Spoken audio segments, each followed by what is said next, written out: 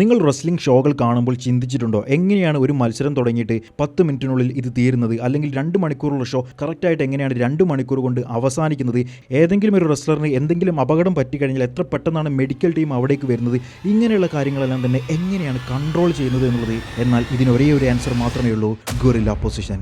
ഏതൊരു മാച്ച് നടക്കുന്ന സമയത്തും ഈ മാച്ച് മുഴുവൻ ബാക്ക് സ്റ്റേജിൽ നിന്ന് കൺട്രോൾ ചെയ്യുന്നത് ഗൊറില്ല പൊസിഷനിൽ ഇരിക്കുന്നവരാരാണോ അവരായിരിക്കും. ട്രിപ്പിൾ എച്ചും വിൻസ് മക്മാനും എല്ലാം തന്നെ ഗൊറില്ല പൊസിഷനിൽ ഇരിക്കുന്ന പല ഫോട്ടോസും നിങ്ങൾ കണ്ടിട്ടുണ്ടായിരിക്കും. എന്നാൽ എന്തിനാണ് ഇത് ഉപയോഗിക്കുന്നത്, ഇതുകൊണ്ടുള്ള ഗുണങ്ങൾ എന്തൊക്കെയാണ്, ഇതുവഴി എങ്ങനെയാണ് റെസ്ലേഴ്സുമായിട്ട് ലൈവായിട്ട് ഇവർ കോൺടാക്ട് ചെയ്യുന്നത് എന്നുള്ള കാര്യങ്ങളെല്ലാം തന്നെ നമുക്കൊന്ന് നോക്കി വന്നാലോ. ഇതുവരെ വീഡിയോ ലൈക്ക് ചെയ്തിട്ടില്ലെങ്കിൽ ഇഷ്ടപ്പെടുകയാണെങ്കിൽ ലൈക്ക് ചെയ്ത് സപ്പോർട്ട് ചെയ്തേക്കണേ.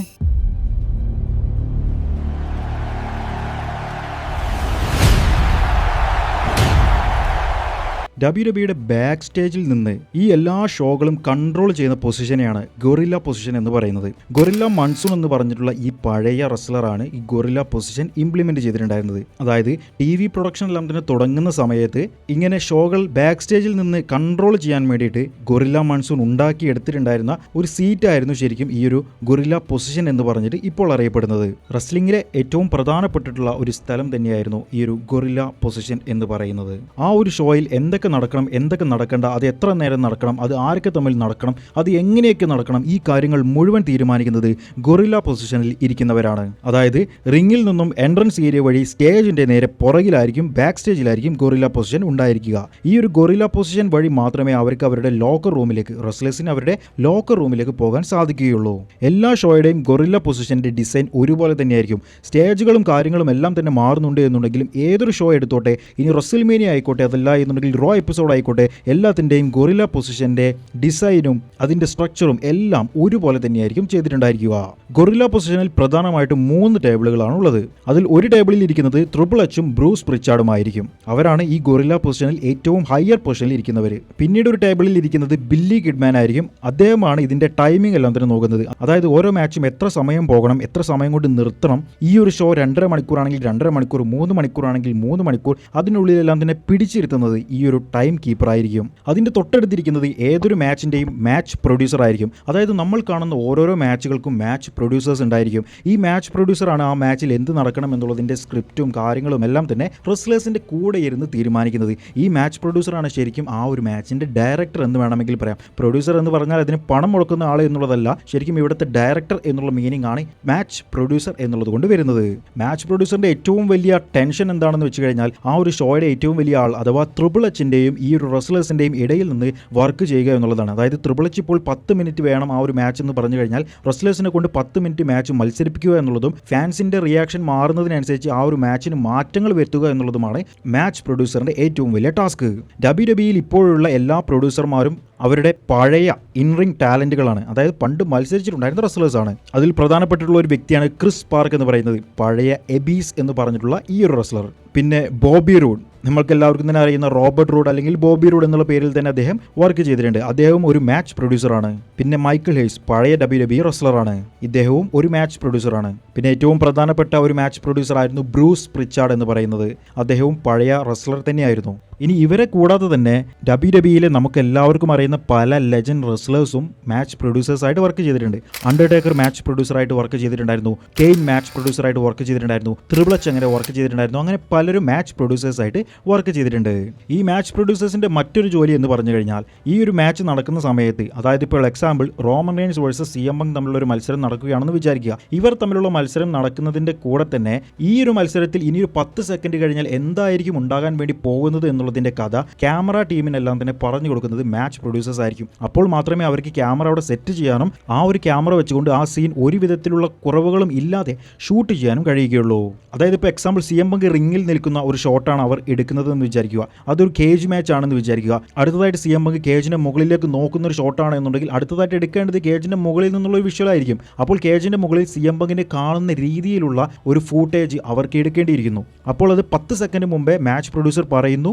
ആ സമയത്ത് ക്യാമറ എല്ലാം തന്നെ സെറ്റ് ചെയ്ത് അവർ ആ ഒരു ഫൂട്ടേജ് എടുക്കുന്നു. കാണികൾക്ക് ഒരു വിധത്തിലുള്ള മടുപ്പും ഉണ്ടാക്കാതെ വേണ്ട എല്ലാ ഷോട്ടുകളും അവർക്ക് കിട്ടുന്ന രീതിയിൽ, അതും ക്യാമറ കറക്റ്റായിട്ട് സെൻട്രൽ വെച്ചുകൊണ്ട് ഷൂട്ട് ചെയ്യുന്ന രീതിയിലാണ് WWE മാച്ച് പ്രൊഡ്യൂസേഴ്സ് വർക്ക് ചെയ്യുന്നത്.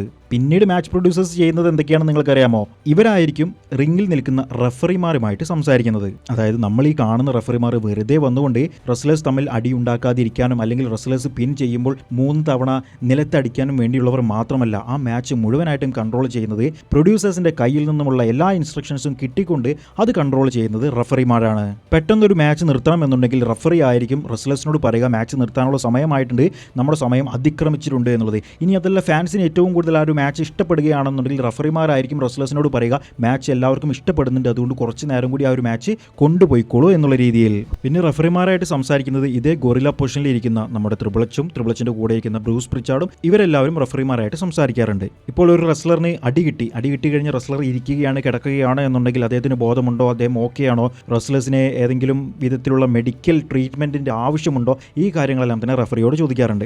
ഇപ്പോൾ ഈ ഒരു സീനിൽ തന്നെ ബ്രോൺ സ്ട്രോമാനും ജേക്കബ് ഫാറ്റും തമ്മിൽ മത്സരിക്കുന്ന സമയത്ത് ജേക്കബ് ഫാറ്റ് ഓക്കെ ആണോ എന്നുള്ളത് റഫറിയോട് ചോദിക്കുന്ന സമയത്ത് റഫറി പറയുന്നുണ്ട് ഓക്കെ ആണ്, ജേക്കബ് ഫാറ്റു അത് സെല്ല് ചെയ്യുകയാണ് എന്നുള്ളത്. അതായത് ജേക്കബ് ഫാറ്റു നല്ല രീതിയിൽ അഭിനയിക്കുകയാണ് എന്നുള്ള രീതിയിലാണ് പറയുന്നത്. അദ്ദേഹത്തിന് നല്ല രീതിയിൽ അറ്റാക്ക് കിട്ടിയതുപോലെ അദ്ദേഹം അഭിനയിച്ചുകൊണ്ടിരിക്കുകയാണ് എന്നുള്ളത്.